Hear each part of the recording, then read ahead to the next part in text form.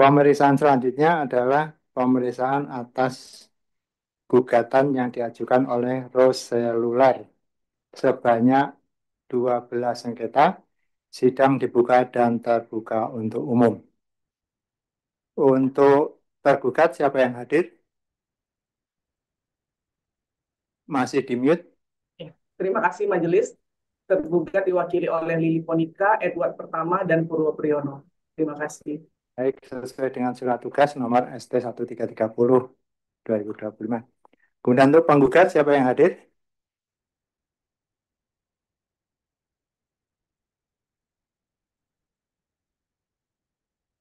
Penggugat apakah ada yang hadir?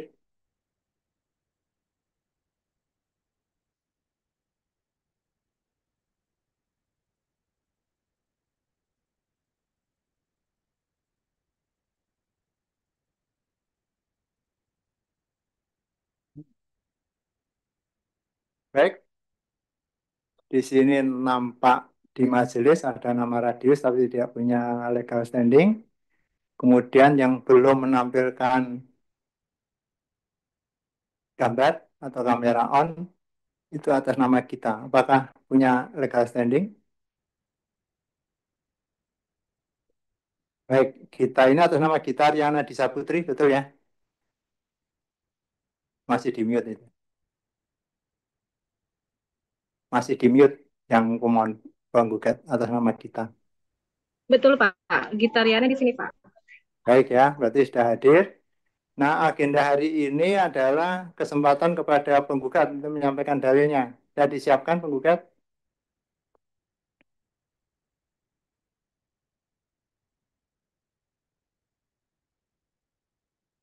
Gimana penggugat?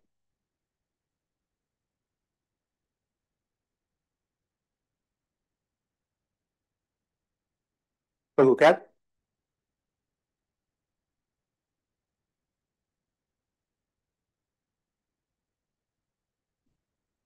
Baik ya, di majelis sudah lihat di e-text code.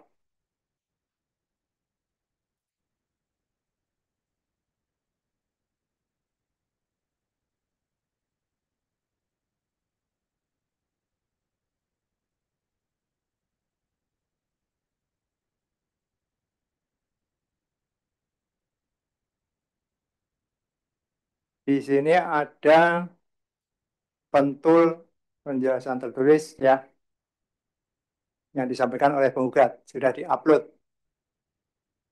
Ini mau disampaikan atau cukup dianggap dibacakan penggugat? Silakan penggugat atas nama kita.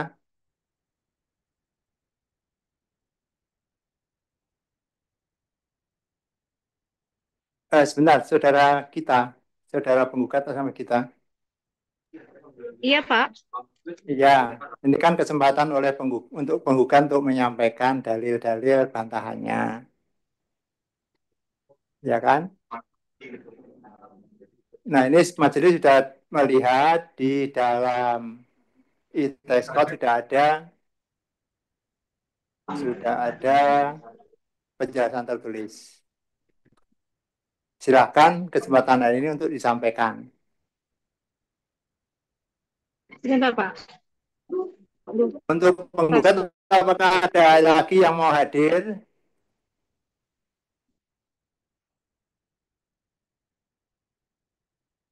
Ada lagi satu atas nama Rinto Setiawan. Ya, sudah hadir. Ya, ini kesempatan untuk penggugat untuk menyampaikan dalil-dalil bantahannya. Silahkan disampaikan. Siapa yang mau menyampaikan?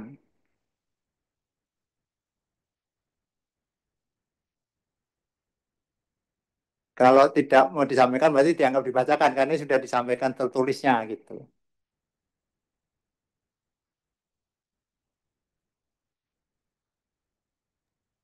Ya, ya, terima kasih majelis ini barusan di-approve majelis. Jadi Ya, kami nunggu ya agak lama. baru baru mulai nggak apa-apa ya. Ini kesempatan kepada penggugat. Agenda hari ini adalah penyampaian dalil penggugat. Ya, silakan disampaikan. Ya, terima kasih majelis. Untuk persidangan yang sebelumnya, karena majelis hakim tidak mau memeriksa legal standing surat tugas dari tergugat, makanya kami meninggalkan ruang sidang. Untuk kali ini, kami ingin menyampaikan pokok-pokok terkait dengan materi eksepsi yang sudah kami sampaikan di dalam e-text court. Ya, harapan kami sampai sekarang, sampai sidang kali ini, tergugat belum dapat menunjukkan legal standing yang menunjukkan hubungan hukum yang sah antara tim sidang dengan Direktur Jenderal Pajak. Oleh karena itu, pada sidang hari ini, kembali akan penggugat sampaikan pengajuan eksepsi dari penggugat terkait dengan legal standing tergugat. Yang terhormat Majelis Hakim, kami telah mengunggah surat nomor 001-RS-PE-3-2025 tanggal 17 Maret 2025 tentang eksepsi atas legal standing tergugat dalam gugatan antara CV Roselular melawan Direktur Jenderal Pajak di Pengadilan Pajak, yang intinya adalah dasar pengajuan eksepsi. Penggugat mengajukan gugatan terhadap surat keputusan Dirjen Pajak terkait keberatan atas surat ketetapan pajak kurang bayar PPN periode Januari sampai Desember 2019. Ditanggalkan nih, dalam persidangan, tim sidang yang mewakili Dirjen Pajak tidak memiliki dasar hukum yang sah karena surat tugasnya ditandatangani oleh Direktorat Keberatan dan Banding atas nama Aim Nur Salim Saleh. Bahwa Direktorat Keberatan dan Banding menerima pelimpahan wewenang untuk menandatangani surat tugas dari Dirjen Pajak yang masa jabatannya telah berakhir 1 November 2024. Tidak ada bukti surat keputusan atau SK pengangkatan atau perpanjangan jabatan Dirjen Pajak yang sah yang ditunjukkan oleh tim sidang. Berdasarkan asas legalitas dalam hukum administrasi negara, segala tindakan administrasi tanpa dasar hukum yang sah menjadi tidak berlaku.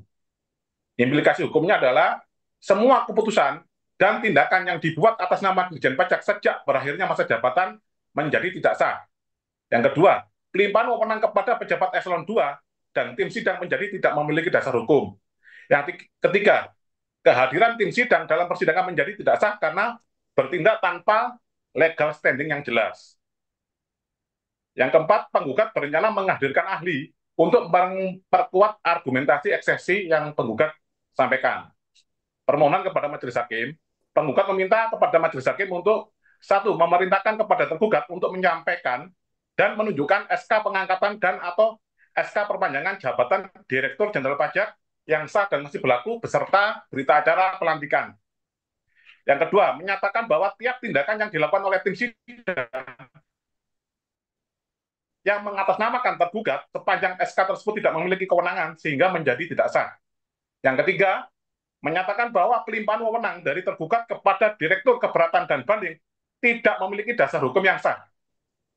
Yang keempat, menyatakan bahwa kehadiran tim sidang yang mewakili tergugat dalam sengketa akuo tidak memiliki legal standing yang sah. Yang kelima, menyatakan bahwa gugatan penggugat tetap dilaksanakan pemeriksaan tanpa adanya kehadiran tergugat.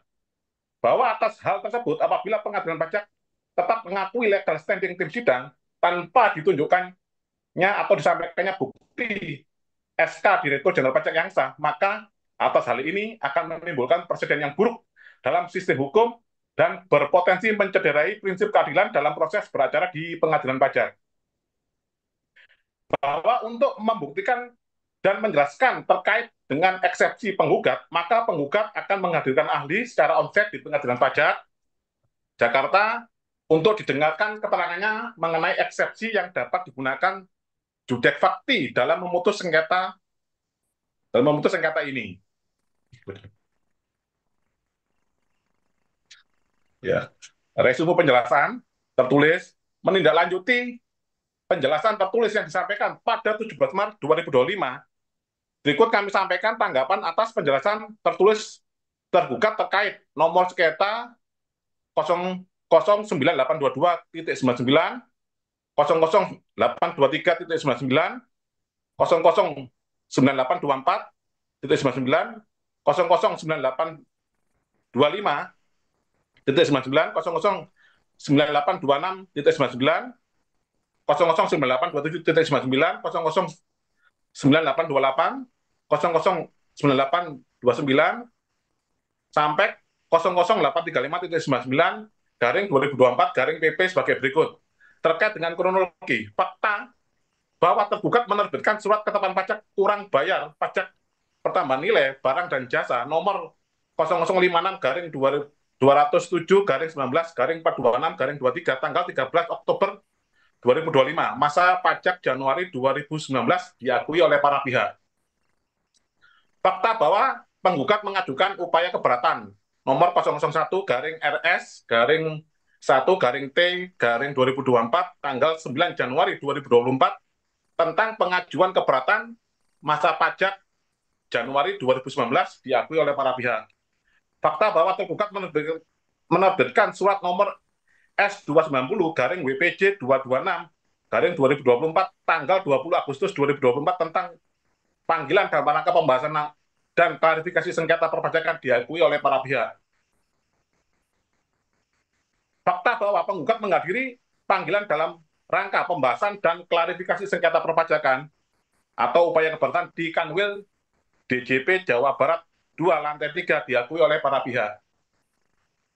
Fakta bahwa tergugat menerbitkan surat nomor S00787-SPUH-WPJ.22-2024 tanggal 12 September 2024 tentang surat pemberitahuan untuk hadir diakui oleh para pihak. Fakta bahwa penggugat menghadiri SPUH di Kanwil DJP Jawa Barat 2 lantai 3 diakui oleh para pihak. Fakta bahwa tergugat menerbitkan surat akuo pada tanggal 8 Oktober 2024 diakui oleh para pihak. Fakta bahwa atas kronologis yang disampaikan oleh penggugat tentang gugatan atas surat akuo seluruhnya diakui oleh para pihak.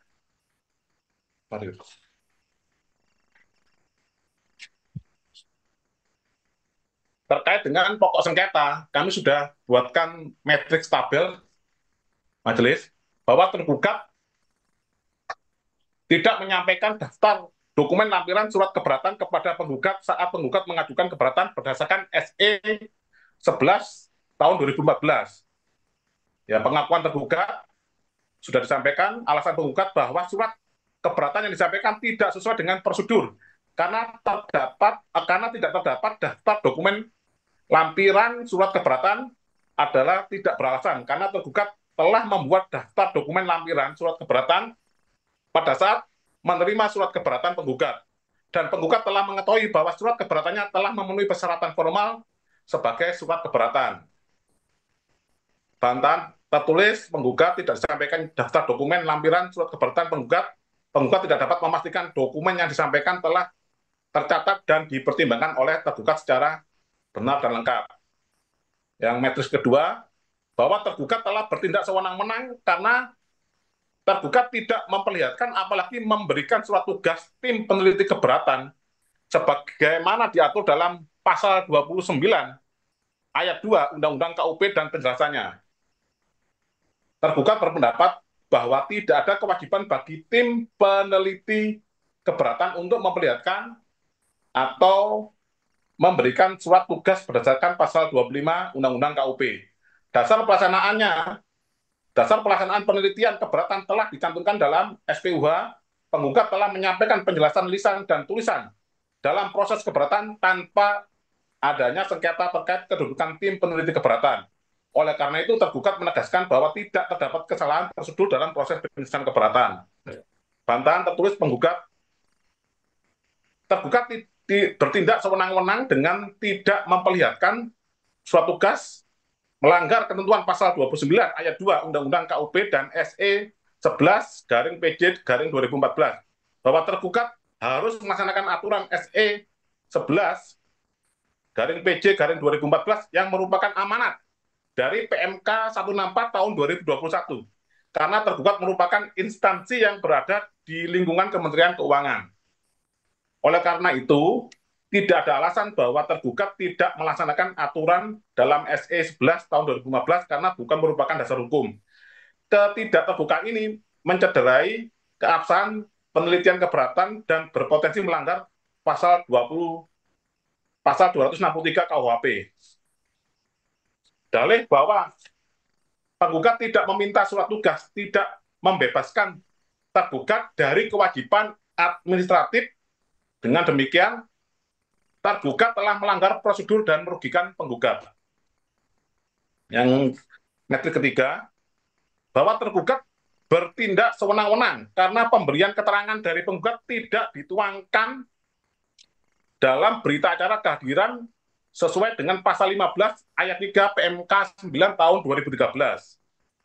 Pengakuan tergugat menurut tergugat bahwa berita acara kehadiran dan pemberian keterangan tertulis yang difoto penggugat merupakan konsep di mana penggugat belum membubui stempel perusahaan. Berdasarkan lampiran 10 PMK 9 tahun 2013, keterangan tertulis penggugat tidak dijabarkan di dalam berita acara sehingga konsep berita acara yang belum ditandatangani oleh tergugat telah sesuai dengan lampiran 10 PMK 9 tahun 2013. Bahwa tergugat tidak dapat membuktikan bahwa seluruh tahapan administrasi telah dilakukan dengan benar, terutama dalam hal pencatatan keterangan penggugat dalam berita acara kehadiran. Oleh karena itu, dalil tergugat yang menyatakan bahwa keputusan tersebut telah diterbitkan sesuai prosedur adalah tidak benar dan harus dinyatakan tidak sah. Terkait fakta lain yang diungkapkan dalam persidangan, surat tugas dari tergugat adalah surat tugas yang tidak sah. Dalam persidangan, tim sidang yang mewakili Dirjen Pajak tidak memiliki dasar hukum yang sah karena surat tugasnya ditandatangani oleh Direktorat Keberatan dan Banding atas nama Aim Nur Saleh bahwa Direktur Direktorat Keberatan dan Banding menerima pelimpahan wewenang untuk menandatangani surat tugas dari Dirjen Pajak yang masa jabatannya telah berakhir 1 November tahun 2024. Tidak ada bukti surat keputusan atau SK pengangkatan atau perpanjangan jabatan Dirjen Pajak yang sah. Oleh karena itu, berdasarkan asas legalitas dalam hukum administrasi negara, segala tindakan administrasi tanpa dasar hukum yang sah tidak berlaku. Berikut kami sampaikan tambahan tanggapan penjelasan tertulis tergugat terkait nomor sengketa 009822.99/2024/PP sampai dengan nomor 009835.99/2024/PP, gugatan atas surat keputusan Dirjen Pajak tentang keberatan wajib pajak atas SKP KBPPN sebagai berikut. Terkait pemenuhan formal pengajuan gugatan, tergugat menyatakan bahwa penggugat telah mengirimkan surat banding tanggal 7 Januari 2025 dan memuat alasan-alasan yang sama dengan surat gugatan dan tidak semestinya diperiksa oleh majelis hakim yang berbeda karena dapat menyebabkan disparitas putusan. Bahwa gugatan pajak dan banding pajak adalah dua proses hukum yang berbeda dalam sengketa perpajakan. Upaya hukum banding hanya memeriksa dan memutus sengketa atas keputusan keberatan yang terjadi karena perbedaan perhitungan dan atau penafsiran antara wajib pajak dan pihak fiskus yang pada akhirnya dapat memicu perbedaan dalam perhitungan pajak yang terutang. Sedangkan upaya hukum gugatan adalah upaya gugatan mengenai prosedur dan atau ketentuan formal atau tata cara menerbitkan keputusan yang berkaitan dengan pelaksanaan perpajakan sebagaimana ketentuan pasal 31 ayat 2 dan ayat 3 Undang-Undang Pengadilan Pajak. Tergugat menyatakan bahwa surat akuo dalam sengketa ini tidak memenuhi syarat formal sebagai objek gugatan karena tidak sesuai dengan pasal 23 ayat 2 huruf D Undang-Undang KUP. Penggugat mengajukan gugatan terhadap surat keputusan Direktur Jenderal Pajak tentang keberatan wajib pajak atas surat ketetapan pajak kurang bayar untuk masa Januari sampai Desember 2019. Penggugat berpendapat bahwa SK keberatan tersebut merupakan objek yang dapat diajukan gugatan berdasarkan pasal 1 angka 7 Undang-Undang Pengadilan Pajak, pasal 31 ayat 3 Undang-Undang Pengadilan Pajak, pasal 23 ayat 2 huruf D Undang-Undang KUP. Menurut penggugat, surat akuo memiliki sifat keputusan atau basicing karena memenuhi unsur keputusan sebagaimana diatur dalam peraturan perundang-undangan yang berlaku. Selain itu, surat akuo terkait dengan surat ketetapan pajak kurang bayar yang juga diajukan gugatan oleh penggugat. Oleh karena itu, keputusan atas surat ketetapan pajak tersebut akan berdampak pada surat akuo. Berdasarkan argumentasi dan dasar hukum yang diajukan, penggugat berpendapat bahwa surat akuo merupakan objek yang dapat diajukan gugatan sesuai dengan pasal 23 ayat 2 huruf D Undang-Undang KUP, Junto Pasal 31 Ayat 3 Undang-Undang Pengadilan Pajak. Jadi berdasarkan eksepsi yang kami jelaskan majelis, apabila majelis belum yakin terkait dengan legalitas dari surat tugas tim sidang yang mewakili Dirjen Pajak, kami akan menghadirkan ahli secara onset, sekaligus akan membahas terkait materi. Karena apabila majelis hakim berhasil kami yakinkan terkait legal standing dari tim sidang yang mewakili Dirjen Pajak, maka nantinya dalam putusan majelis hakim tidak perlu mempertimbangkan semua dalil-dalil yang diajukan oleh tim sidang yang legalitasnya tidak sah. Seperti itu majelis. Terima kasih. Baik, terima kasih Pak Gugat sudah menyampaikan, menjelaskan dalilnya ya. Yang pertama mengenai tadi yang disebut eksepsi tadi. Itu suratnya sudah di-upload belum di e-Taxworld? Masih di-mute, saudara. Sudah dari minggu kemarin majelis. Di e-Taxworld. Ya, di itu apa di drop? Di ETS Code majelis. Baik, nanti majelis periksa ya, supaya bisa ditanggapin. Yang kedua mengenai eksepsi, istilah eksepsi gitu ya. Di hukum acara pengadilan pajak itu sebenarnya tidak ada eksepsi.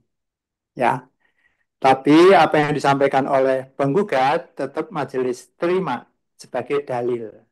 Ya, ya tetap diterima sebagai dalil. Ya, karena eksepsi itu kalau di mana pidana, di perdata, itu yang mengajukan adalah terdakwa atau tergugat. Nah, ini kan penggugat ini, ya. Nah, tapi tidak apa-apa, itu hanya majelis tetap memahami atau menangkap isi dari apa yang disampaikan oleh penggugat. Nah, itu majelis menerima itu sebagai dalil yang disampaikan oleh penggugat. Kan majelis menerima semua dalil baik dari penggugat maupun tergugat. Nah, kemudian di situ ada permohonan, ya. Nah, di dalam pengadilan pajak itu putusan, dengan permohonan harus diberikan putusan. Semua putusan adalah satu di akhir, sekaligus di putusan. Nanti semua dirangkum, nah majelis akan menanggapi semua, pertimbangannya seperti apa, putusannya seperti apa, nanti akan dituangkan di putusan. Ya, jadi semua dalil-dalil dari terbanding maupun pembanding majelis rangkum, mana yang lebih kuat, mana yang lebih apa benar. Nah, itulah nanti akan muncul di putusan. Ya, demikian dari majelis. Nah, kemudian selanjutnya setelah menerima dalil-dalil dari para pihak, tergugat sudah mendapat 2 kali kesempatan, penggugat juga sudah 2 kali menyampaikan, ya, jadi sudah sama ini, gitu ya. Nah, nanti putusannya setelah ini nanti kita masih akan sidang 1 kali lagi, ya, karena itu sudah sesuai dengan apa agenda.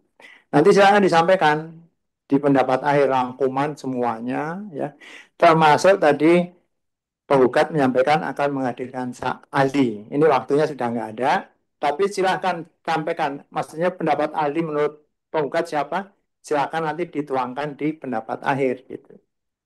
Itu ya. Majelis, ya. Sebentar. Apa yang disampaikan? Cukup? Apa yang disampaikan?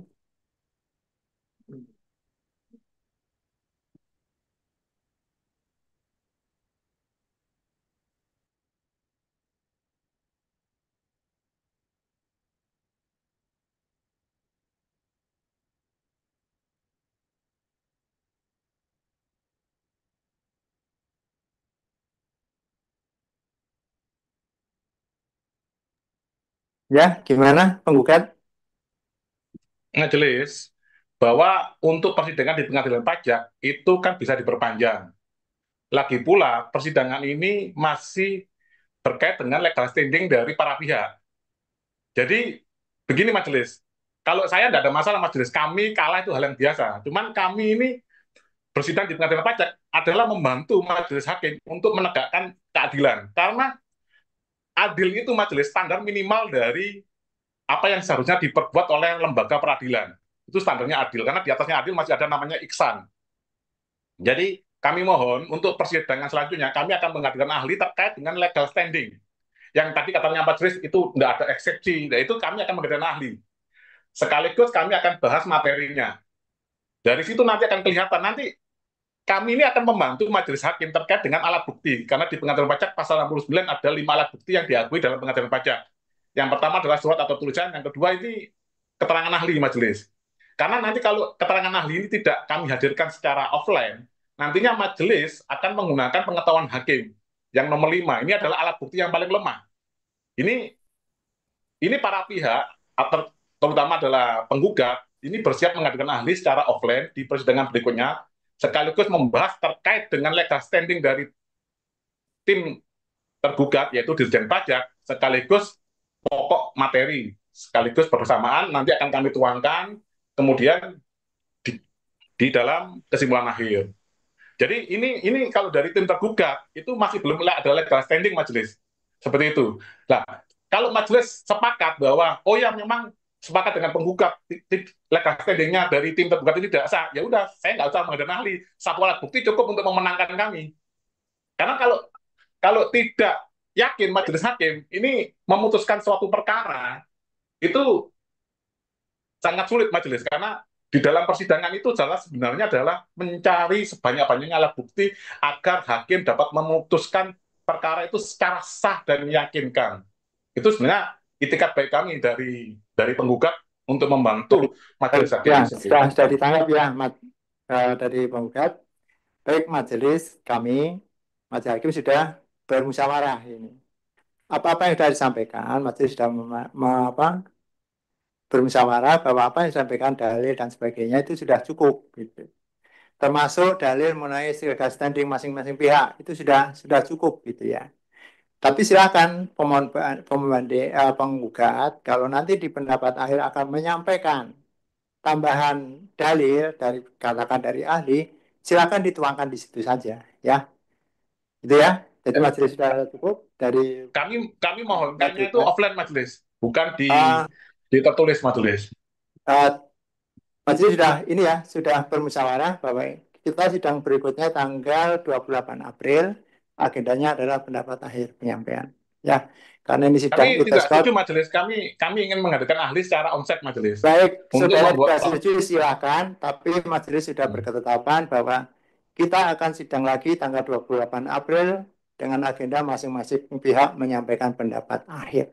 Demikian ya. Baik, dengan demikian sidang hari ini selesai dan sidang ditutup. Terima kasih majelis.